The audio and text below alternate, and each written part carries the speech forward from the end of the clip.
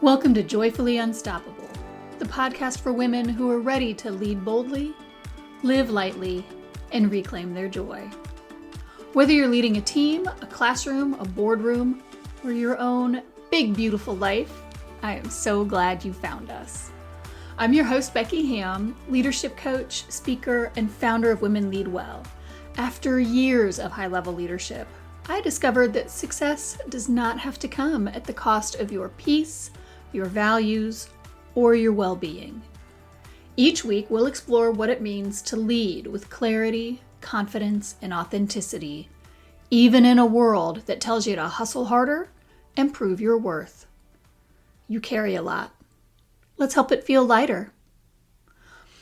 Okay, my friend, I know you're smart. I know you're capable. I know you care deeply. But if you're like a lot of women leaders, you have also felt the quiet resentment of constantly being on. You've stayed late, again.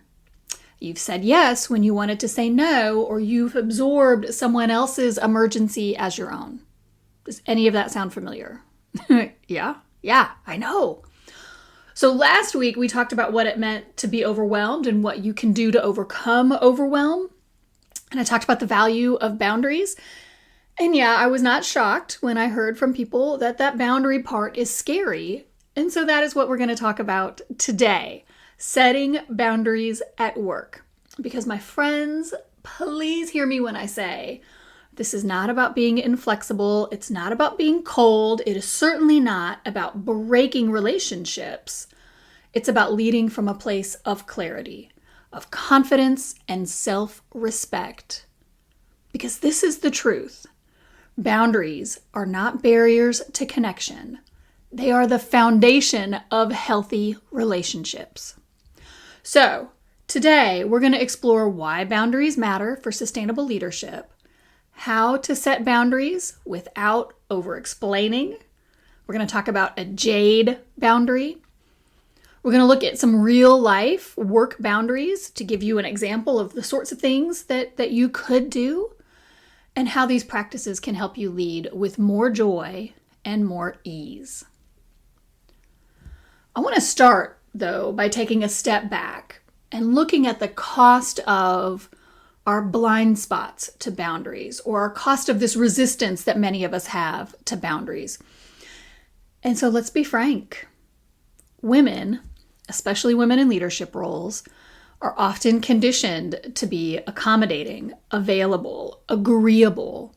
We are praised for being team players and problem solvers, and we are criticized when we're too independent or when people see us not sacrificing for someone else.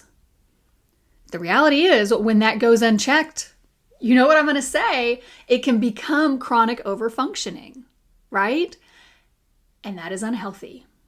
When you don't have healthy boundaries at work, you can find yourself saying yes when your whole body is screaming no. You can find yourself doing everybody else's job along with your own, staying late to prove your value, stretching yourself thin just to maintain the peace, right? The lack of boundaries contributes to that overwhelm we talked about last week. You can start to feel resentful, invisible, completely burned out. A lack of boundaries leads to disconnection, and not just disconnection from other people, but disconnection from yourself. When you're not clear with your limits to yourself and to others, your leadership becomes reactive. It becomes strained. It becomes unsustainable. But when your boundaries are clear, everything shifts. You create space where you can think deeply. You can lead wisely, right? We talked about you're putting too much of yourself out. This brings good boundaries, brings you back to yourself, to your grounded, safe place. This allows you to make better decisions. You become a better leader.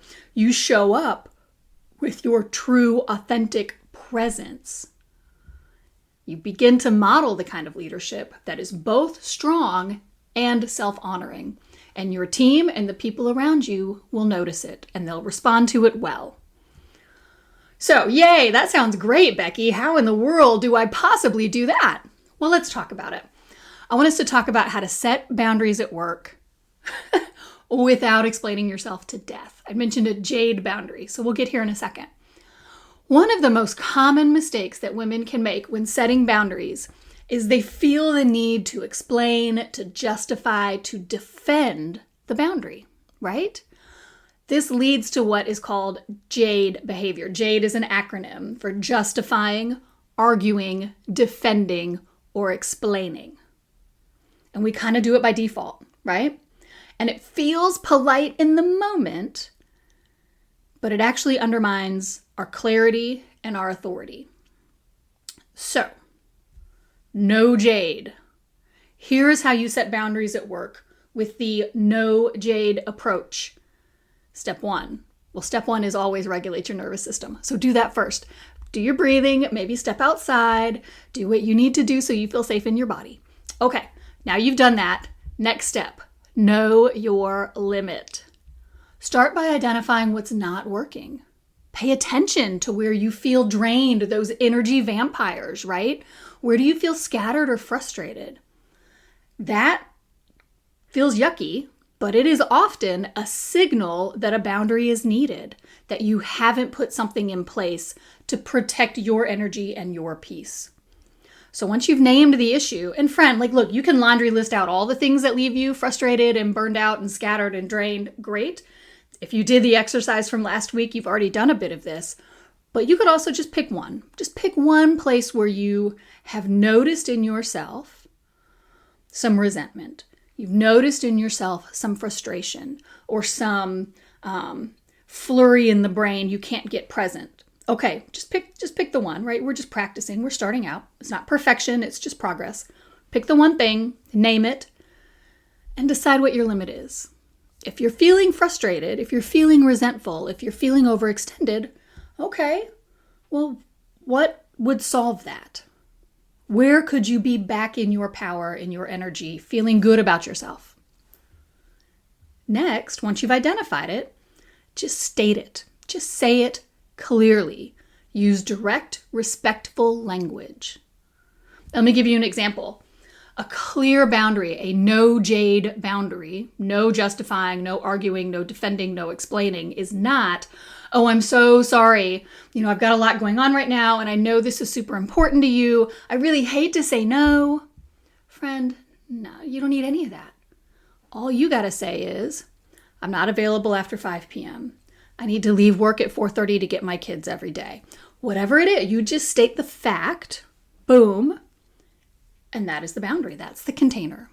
No apologies, no over-explaining, just a clear, calm statement of truth. And in fact, the fewer words you use, the more powerful the message becomes. Now, next up, I want you to resist the urge to JADE. When it comes in, and it will, particularly in the beginning if you're not used to setting boundaries and feeling confident about it, when you feel the urge to justify, argue, defend, explain, just pause. Just take that deep breath in, hold it, release it. Remind yourself that your value does not depend on how well you justify your boundaries. Your boundaries are what they are, right? You don't need to justify them to exist, right? I don't need to explain I need to breathe in order to put oxygen in my lungs and live. I breathe, right? You are allowed to need rest, focus, time, clear, whatever it is that you need that you're setting the boundary for. You do not need to justify the decision. You do not need to argue your perspective. You do not need to defend your schedule or defend your need for the boundary. You do not need to explain yourself. You just say what's true and hold there. I don't want you to think that you set this boundary and you're just abrupt and terse and curt and no, I'm not available. You can hold a boundary with warmth, right? You can say, I'm not available after 5. Thanks for understanding. You're not explaining, you're thanking, you're showing gratitude. Yay. Builds relationship, lovely. That goes a long way. What I'm saying is, Don't confuse being kind with being unclear. Your clarity is not cruelty, it's leadership, right? We talked about boundaries are the instruction manuals for healthy relationships. You are leading in your relationship with the individual you're setting the boundary with. That clarity is a gift. And the more you practice, the more natural it becomes. And I know it might feel uncomfortable at first, but it does get more natural over time. And here's the thing, this is the joy of it. Every time you honor your limit, every time you set a boundary, and then you hold that boundary, right? You don't set a boundary and then let the people run all over it. You set the boundary and the boundary is the boundary. Every time you do that, you build trust with yourself. Awesome, right? Every time you do that, you are signaling to yourself, to your mind, to your body, to that inner critic, right? Who always likes to show up. You are signaling to yourself, I take care of myself. I show up for myself. I can rely on myself because I'm going to do what I say I do. I set the boundary, I hold the boundary. Beautiful. So here are some common examples of boundaries, and I'm giving them in a work context, but you can translate this to personal life as well. Whatever you need, right? Wherever you need boundaries in your life. And I'm giving you these as with the No JADE principle in mind. So they are short, they're clear, they're still compassionate. And we're going to start with time boundaries. Instead of leaving your availability open-ended, so people just request your time and you haven't told them when you're actually available, you could say, I don't take meetings after 3 p.m. I'm unavailable to stay late today. I've already said I can't have any meetings after 5 o'clock.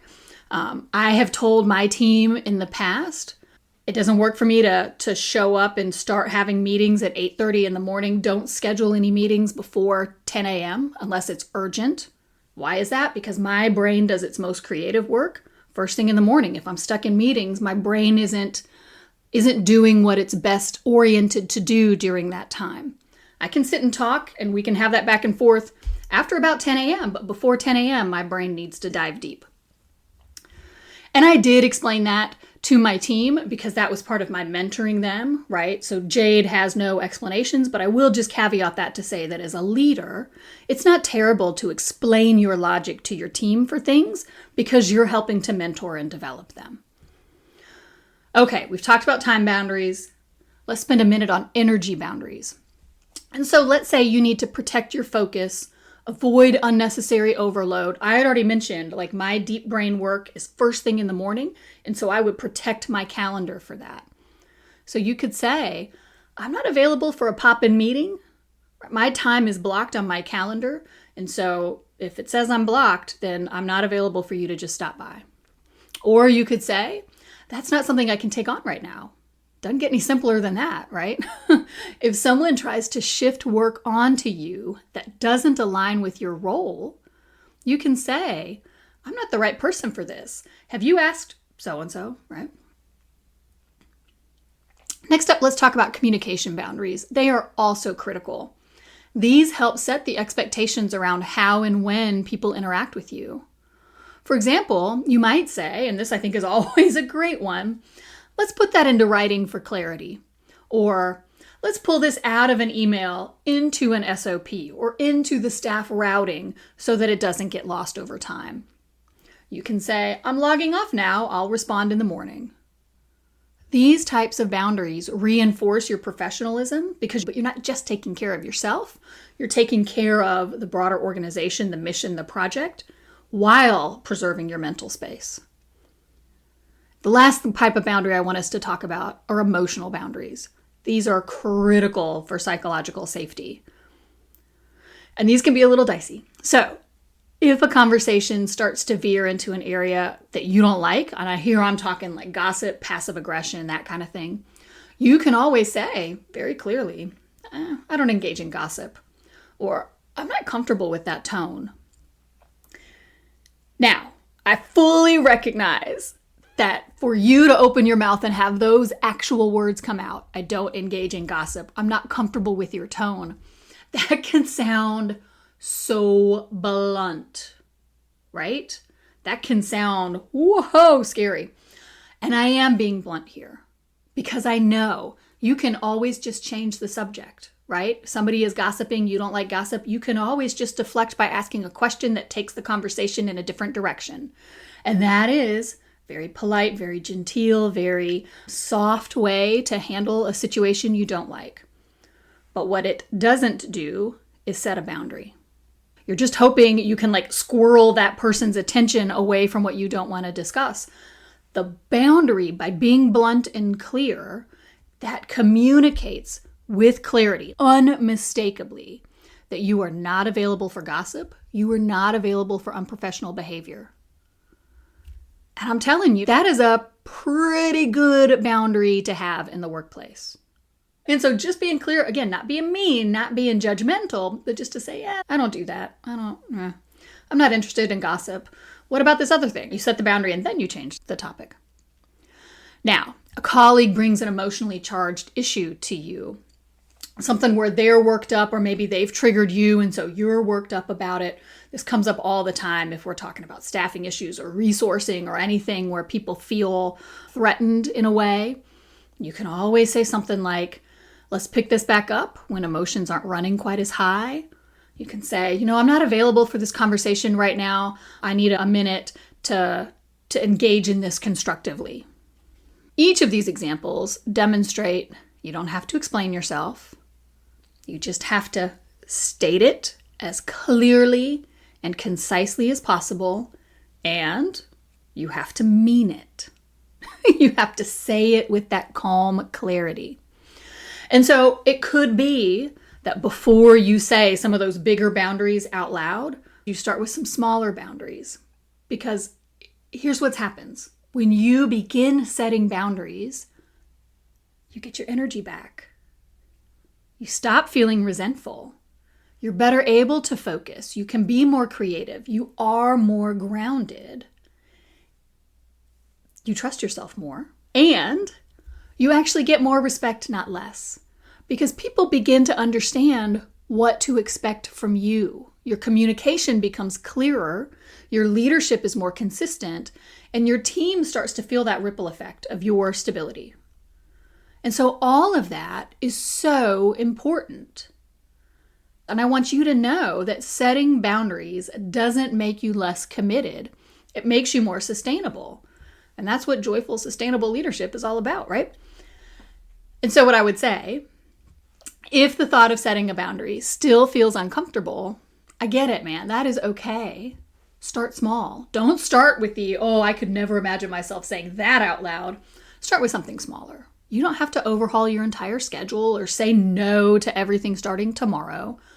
Just find one clear, confident boundary that you can set this week. And then set it. And then I want you to DM me and tell me how it went, because it's going to be good. And this week, I want you to pay attention to where you feel most drained. Ask yourself, what boundary could help me feel more focused, more peaceful, or empowered? Practice saying that boundary out loud. No JADE, no justifying, arguing, defending, or explaining. And here's a journal prompt that I'm going to give you to help guide that reflection. Ask yourself, write about, where do I feel the most resentment at work? Just answer that in a paragraph or two. What boundary could I try this week? Again, we're experimenting. We're seeing what works for us and what doesn't work. What boundary could I try this week to shift that dynamic? And then do it. And if you're still nervous, if it still doesn't feel like anything you could, then reach out, DM me. We can talk about it and I will help you. You deserve to lead with clarity. You deserve to feel in control of your time and energy. You absolutely deserve to create a work life that honors your values and well-being. Boundaries are something that you can do. You can, even if you feel like you can't. I promise you can. And you can get to the place where that feels normal, where it feels good, where you are confident setting them. I will help you if you feel like you can't. Setting boundaries at work is a leadership strategy. And this is the key, it is a radical act of self-trust. It's It's one of the best gifts you can give yourself and to the people you lead. That's why I'm so passionate about it. So, if this episode spoke to you, I would love for you to share it with a friend who's running on empty. We need more women leading from alignment, not adrenaline. I want you to make sure you're subscribed so you don't miss a single episode, because next week, I'm going to develop this theme of what it means to trust yourself as a leader, and you do not want to miss it. You can also grab our free resources like the Mental Load Reset, the Values Clarification Exercise at womenleadwell.net and linked in the show notes below. Remember, joyful, sustainable, and authentic leadership is possible. You deserve to enjoy every minute of it. Until next time, I'm Becky Ham, and this is Joyfully Unstoppable.